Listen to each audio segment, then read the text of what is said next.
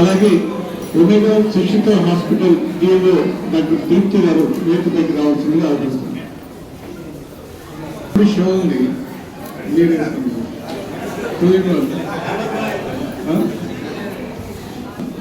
ఆనంద గారు,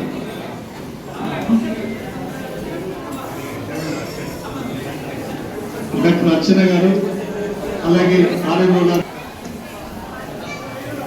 ప్రతి ఒక్కరిని ముఖ్య అతిథిగా వచ్చినటువంటి మన శాసనసభ్యులు గౌరవనీయులు డాక్టర్ అండి, దయచేసి అందరూ ఒక 5 to 10 minutes సైలెన్స్గా ఉండండి.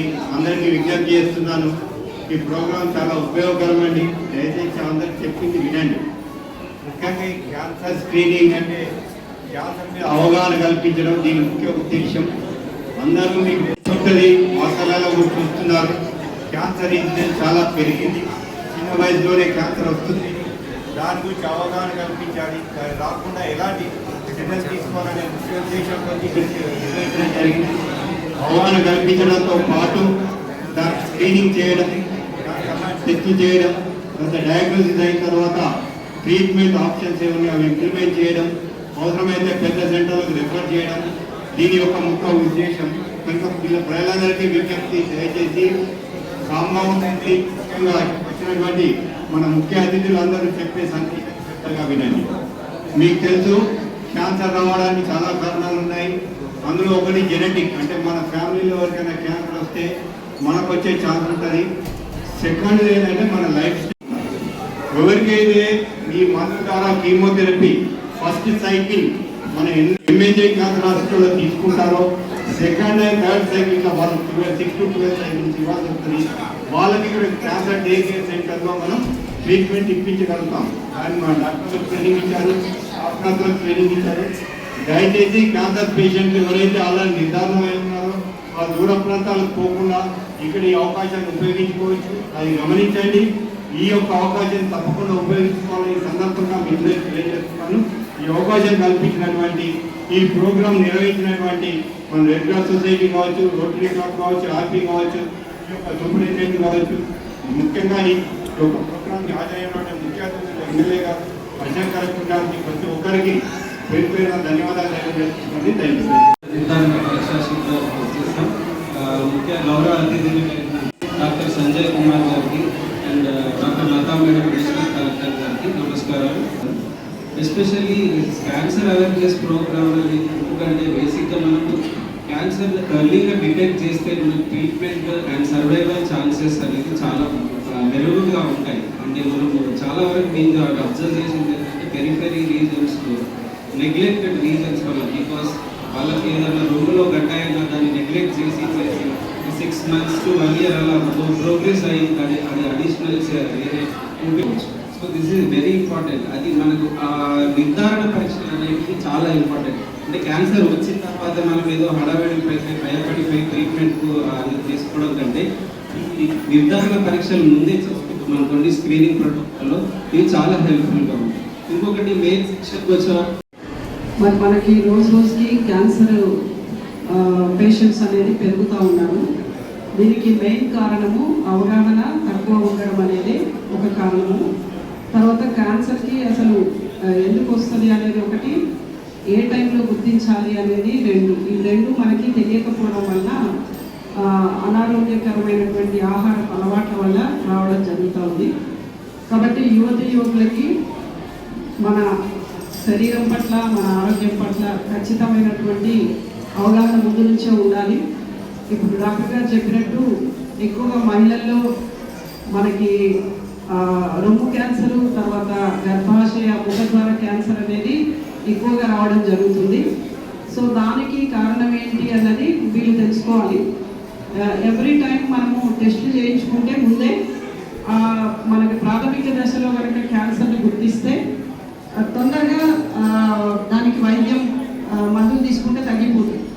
కానీ అది ఎక్కువ ముదిరిపోయిన తర్వాత మాత్రం మళ్ళీ వెనక్కి రావడం కష్టం. అందుకని క్యాన్సర్ అనేది ప్రతి సంవత్సరం 45 ఏళ్ళు దాటిన మహిళలందరూ కూడా పరీక్ష చేయించుకోవాలి. అదేవిధంగా యువకులు ఎక్కువగా సిగరెట్లు, తర్వాత ఈ యొక్క గుట్కా, ఇటువంటి పొగాకు ఉత్పత్తులను వాడడం వలన వాళ్ళకి ఇంకా 45 దాకా కూడా అవసరం లేదు, ముందే ఏజ్లో ఉన్నప్పుడే పడుతుంది. కాబట్టి టీనేజ్లో ఆ టీకా వేసుకోవడమే కాదు, పరిశుభ్రత కూడా పాటించాలి. అప్పుడే ఈ గర్భాశయ ముఖ ద్వారా క్యాన్సర్ అనేది మహిళలకు ఎక్కువగా వస్తున్నది, అది రాకుండా ఉంటుంది. కాబట్టి మనము బీసీజీ టీకా ఎట్లా వేసుకుంటాము, పోలియోది ఎట్లా వేసుకుంటాము, సేమ్ అలాగే యుక్త వయసులోకి వస్తున్నటువంటి యువతులకి ఈ టీకా వేయిస్తే ఫ్యూచర్లో వాళ్ళకి ఈ క్యాన్సర్ రాకుండా ఉంటుంది. ప్లస్ ఆరోగ్యపరంగా కూడా మనం పరిశుభ్రతని ఎవరైనా మగవాళ్ళు కానీ ఆడవాళ్ళు కానీ పరిశుభ్రతని ఖచ్చితంగా పాటించి మంచి ఆహార అలవాట్లు ఉంటే వీటికి కొంచెం దూరంగా ఉండే అవకాశం ఉంటుంది. ప్రోత్సహిస్తూ ఈ కార్యక్రమం నిర్వహిస్తున్న సందర్భంలో జగిత్యాల శాసనసభ్యులు, అదేవిధంగా Indian Red Cross Society vice member, happy Rotary క్లబ్లో పూర్తి బాధ్యత వహిస్తూ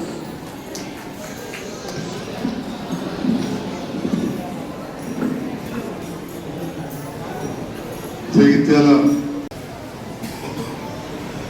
ఒక ఎంతో ముఖ్యమైన కార్యక్రమంలో పాల్గొనడం నా సంతోషంగా ఉందని చెప్పి తెలియజేస్తున్నాను.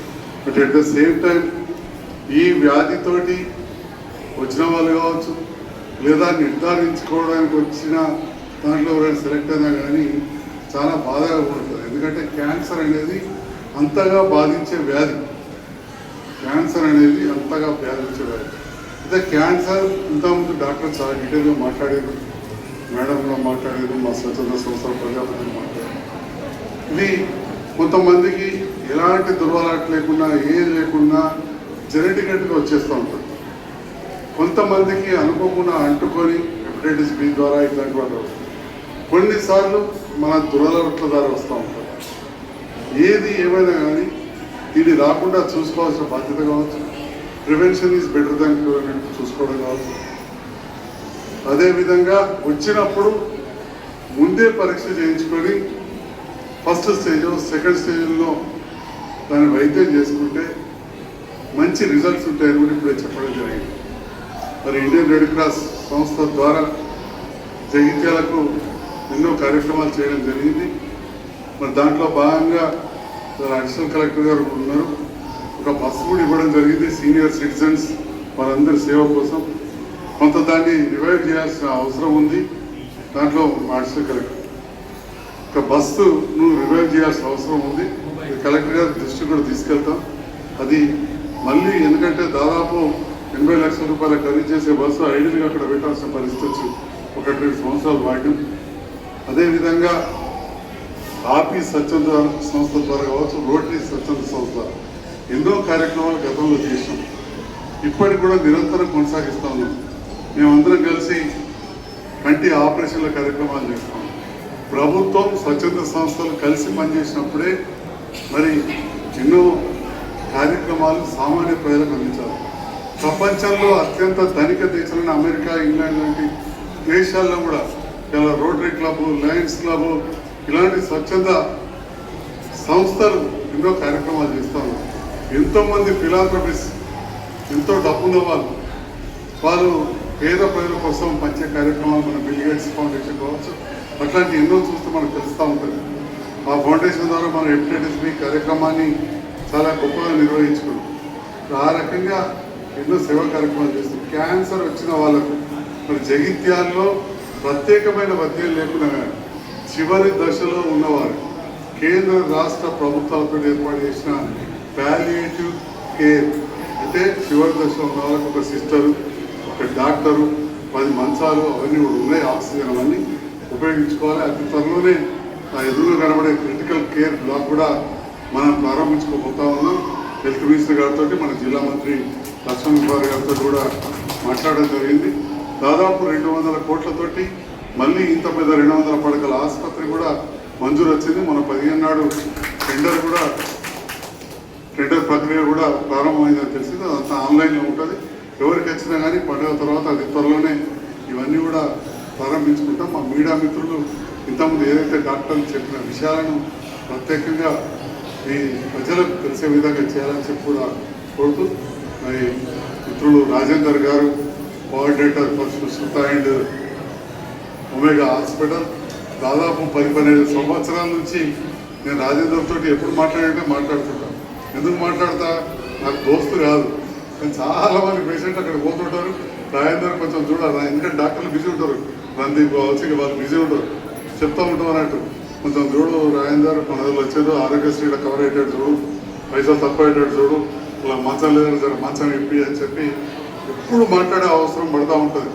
మరి అలాంటి సందర్భంలో ఎప్పుడు కూడా చిరాకు పడకుండా ఫోన్ చేయగానే ఎత్తి కార్యక్రమాలు చేస్తూ, మొన్ననే రాయకాల్లో కార్యక్రమం ఇప్పుడు ఇక్కడ కూడా ఏర్పాటు చేసిండు.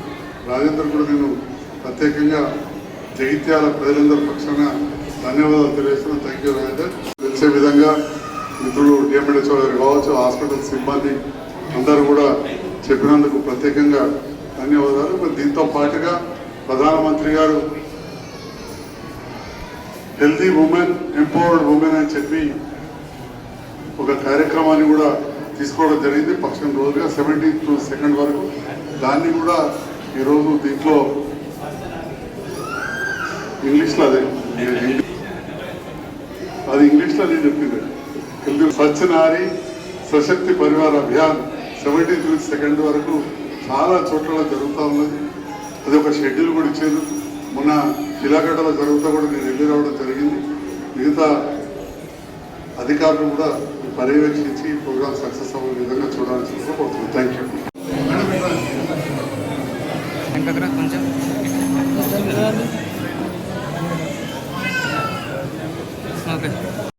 పైన డాక్టర్స్ పైన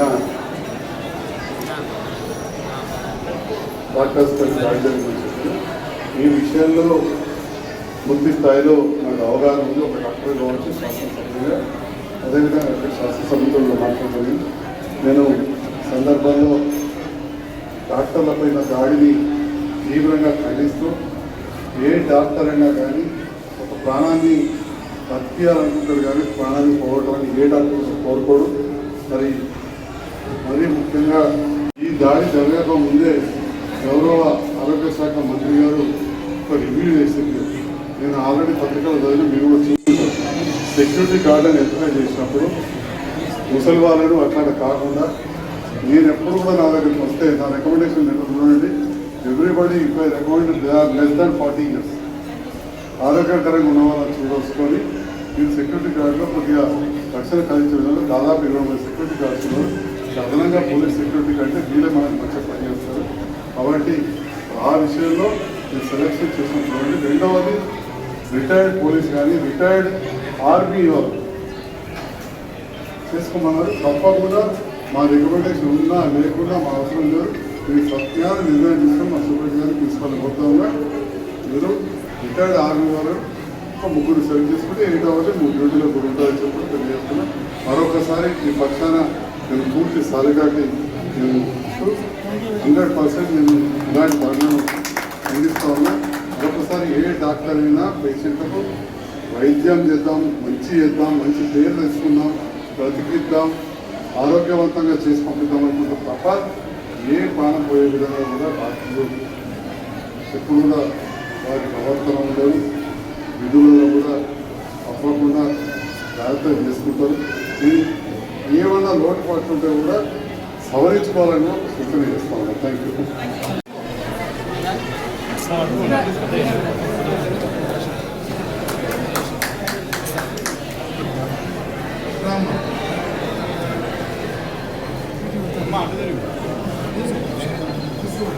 ఎలా చేస్తావు?